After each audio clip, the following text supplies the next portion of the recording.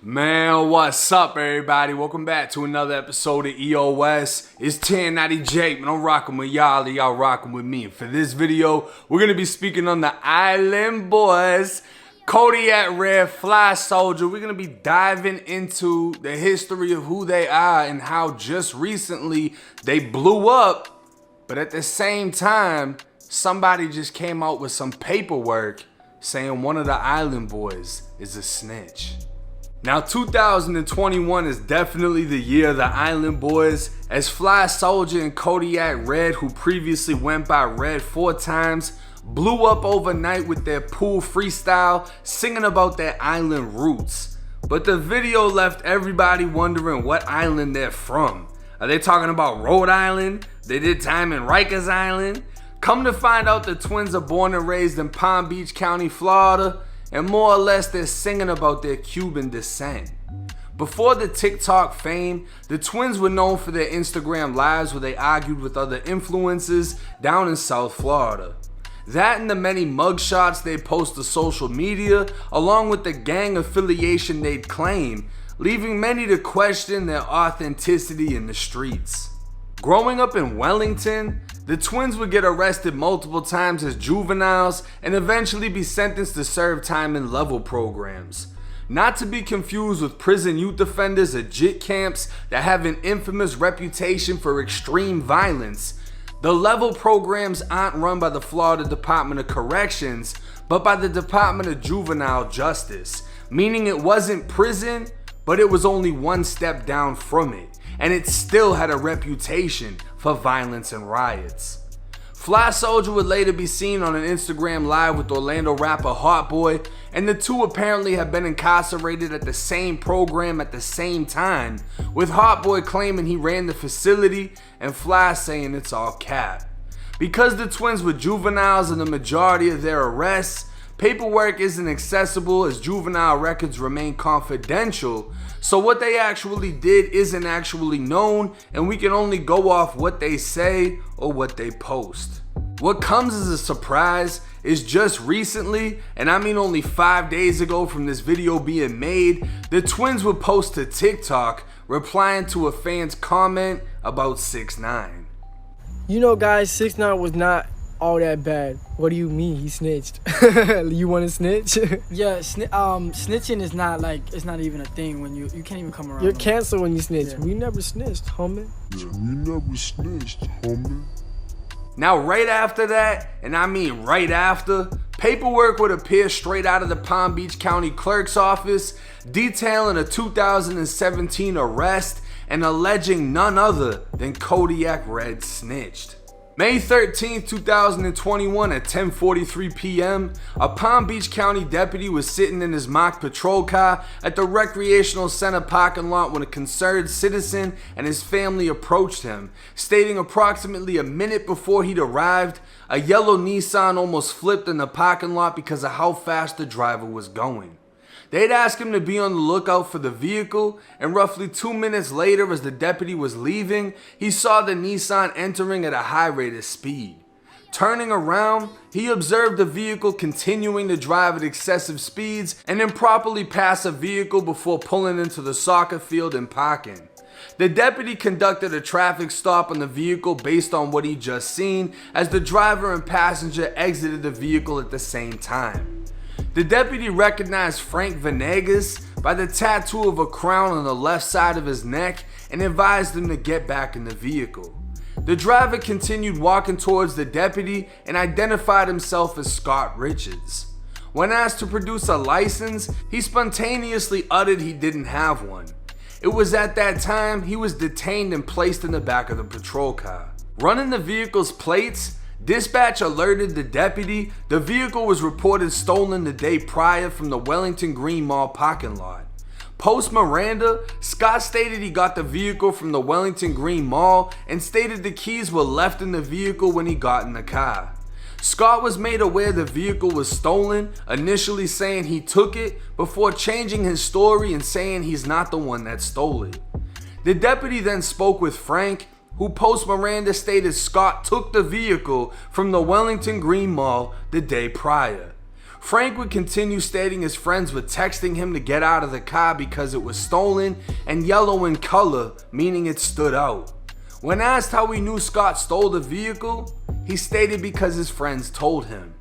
Based on the suspect's statements, probable cause was found to charge Scott Richards with grand theft auto and driving without a license. Probable cause was also found to charge Frank Venegas with trespassing in a conveyance based on his statements, knowledge of the car being stolen, and occupying the car without being authorized, licensed, or invited. Both suspects were found to be on probation at the time of arrest. Therefore, probable cause was also found to violate their probation.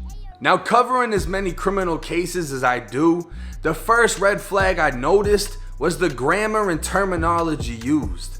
Instead of stating the date and time like May 13, 2021 at 10:43 p.m., the beginning of the arrest report just says, "I was sitting in my patrol car." And the fact that he said car instead of vehicle didn't even sound right. It's the little things while reading the report word for word that made me think either this was written by someone trying to sound like a cop or a dumbass trying to sound smart. Everything about the papers themselves looked legit, from the dates to the stamps, but the writing made me think this paperwork might be a dub. It could be fake, and people could just be hating on the twins yet again. But looking at the bottom, it states the arresting officer was T. Rodriguez, badge number 8846, and a quick search would find Tom Rodriguez with a matching badge number and damn near identical signature. So the paperwork seems official with the little details checking out. And Rodriguez looks a little slow, so it makes sense his writing was a little off.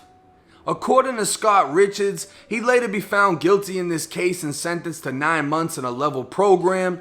And according to the paperwork, it's looking like Frank, or Kodiakred, flat out told the police Scott stole the whip. But at the same time, Scott basically admitted to the shit, saying he found it with the keys in it and for some reason decided to drive off. So I highly doubt he would have beat the case if Red didn't say anything. Fast forward, and both twins were back on the street, fresh out of juvie, and changed their entire image, dropping back-to-back tattoos looking like they just served life. Now, they've never said they were gangbanging in juvie, and programs aren't as big on gangs as they are on home teams, meaning you're rocking with your city or you're rocking with your county. But some way, somehow, Flying Red came home and were banging blood, claiming sex, money, murder. Who you be? Pussy. Who you be? Man, you're pussy. Well, you know who I be. Y'all nigga pussy and fuck. You know who I be. Talk at it. You not gang. You not gang. I'm on my mom gang. Fuck you talking What about? are you? What gang are you? Bro, I come here. I be that transgender, super fly, living a 9-5 lifestyle. I'm repping sex, money, murder. I'm touching on whoever can peek through life and after. Come on, nigga. Come on, Jim. I'm really like that for real. I covered the story of Lil Pyru half a year ago, the mentally challenged Caucasian claiming Colombian who swears he's a Baltimore blood from the South Bronx. And as confusing as that sounds, you'll have to watch the video to see how fucked he really is. But I saw a live of Lil Pyru and Fly Soldier and decided to reach out to Fly since he's claiming sex, money, murder. Lil Pyru is obviously Fugazi, and Lil Pyru is claiming to be from Soundview, the fucking birthplace of sex, money, murder. So in my mind, if one's fake, the other one's gotta be too. Surprisingly, Fly was a likable person and kept everything real, which is what I respect about him. More or less, the Island Boys were blessed in to sex, money, murder by a rapper named 21 Murky, who's apparently from Florida but affiliated with 21 Savage's people out in Atlanta. Since I created you, I taught you everything you know about this blood shit. Man, I taught that nigga everything he know about this blood shit. Fly was honest about the whole situation and said nothing about it felt real, but they ran with it up until they fell out with 21 Murky and cut ties. Now 21 Murky apparently isn't even 21 anymore, moved to LA and switched up his whole style, renaming himself to XO Murky. Meanwhile, the twins seem to have left the gang shit in the past, as they were never gang to begin with, and the gang rumors would resurface as they shared a story on No Jumpers podcast of allegedly being kidnapped by Bloods, but there wasn't one Blood in that fucking story. It seems like people like hating on the twins, and it's that same hate that gives them attention, but their vibe turns haters into fans. I don't look at either one of them as killers, and even though they got all the gang tattoos from 5-point crowns to blood and slime leaking from their chest, they were misled by somebody who shouldn't have done what he did, and that doesn't fall on them. That falls on Lil Uzi Merc. Since juvenile paperwork is only accessible to the lawyer, the parents, and the juvenile who was charged, nobody has the public access to look it up. But since it states Red was arrested from this incident, he'd technically be able to go to the Palm Beach County clerk and receive a copy just like Scott did, and that's the only way he'd be able to disprove the paperwork. Come to find out it's legit and he actually did give a statement. It's 2021. I highly fucking doubt it'll have an impact on his career. As snitching is so watered down now, motherfuckers literally have their own definition and say that there's a difference between snitching and telling. Now, I've never spoke with Red, I've only spoke with Fly, and this was around the time I did the Lil Pyru video. He actually got me on FaceTime with Lil Pyru. His scary ass didn't even want to get on FaceTime, and he just looked stupid the entire time. But getting to speak with Fly, he got a cool vibe to him. I don't know why people hate on him. I mean, I get it. People will look at him and be like, oh, I'm tougher than him. Oh, I'm this. Oh, I'm that. But he got the clout. And he has something about him that people attract to. And all it is people just hate on him for that. I don't look at him like a savage, like a killer. And I don't understand why people were trying to pull up and confront him. Cause being tough ain't a fucking talent. Unless you in the UFC or a boxer or whatever it is, you're not gonna get cool points just off being tough. But people like this kid and the other brother for whatever reason it is, and they're cranking up off that shit, and salute to them. But the video that they posted saying 6IX9INE's a snitch, this and that, we didn't snitch. Now there's paperwork, alleged paperwork on Red.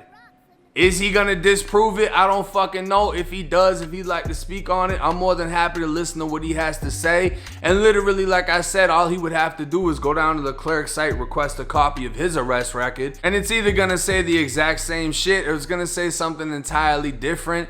And this would just be another case of somebody trying to clout chase and discredit their name for whatever reason. But because of the little things that did match up on the paperwork, I decided to make this fucking video and clear up a lot of the blood rumors behind their name, because shit like that can be dangerous. There could be actual members of whatever organization that run down on them specifically because of someone else blessing them in when he wasn't even supposed to do that shit. So do I find them at fault for that? Nah. Do I think Island Boys is the next hit in 2021? Probably not, but they got a little vibe to them. But let me know what y'all think about the paperwork. Y'all think it look official? Y'all think it look fugazi? We'll see what happens. But hey, it's 1090 Jake. I'm rocking with y'all, and y'all rocking with me. Till next time.